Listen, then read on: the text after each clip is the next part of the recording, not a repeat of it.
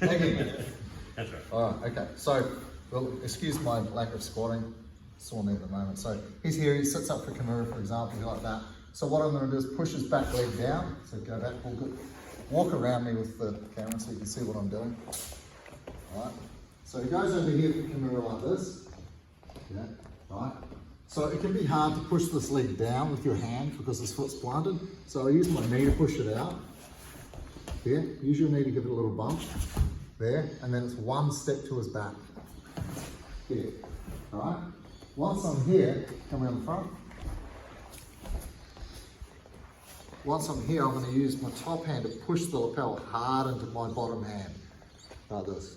Get the other lapel, and if you're down here like this, yeah, then one of the problems people have with their choke is that they can't pull because my elbow's on the floor. So you should really be using your wrist a lot here anyway, like that.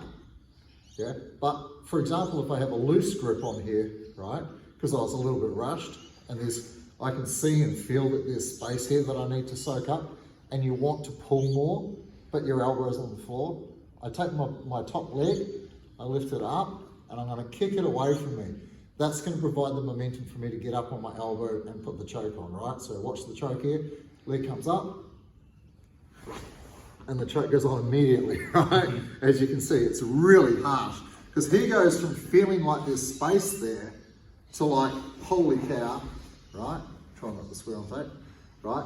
But it puts a lot of pressure on it, right? A lot of pressure, right? So anytime from back mount or like 3/4 back mount, any sort of position here like this, so lift your hip up, I'll slowly let your foot in through there like this. So maybe I'm here like this, even from back mount, like proper back mount with my hooks in, and I've got a grip here like that.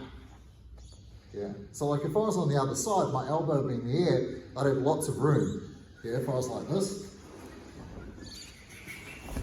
If I was here on the other side, and my elbow's got all the room in the world to pull, yeah. But the problem also is that like his defense can be to use this hand to hold my cuff. Yeah, so grab my cuff up, see? So it's a tug of war, right?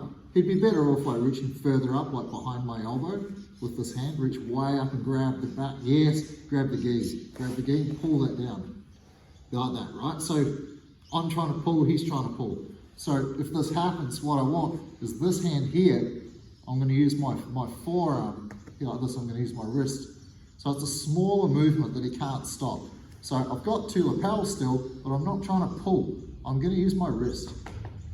Yeah, and that'll choke him really well, right?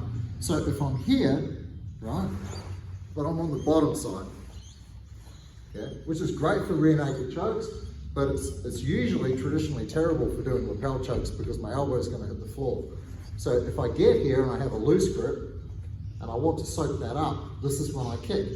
So by kicking, it lifts me up, gets me up on my elbow, and instead of lying on my back almost, it's going to put me face down. And my foot goes back, so I can push into the choke as well.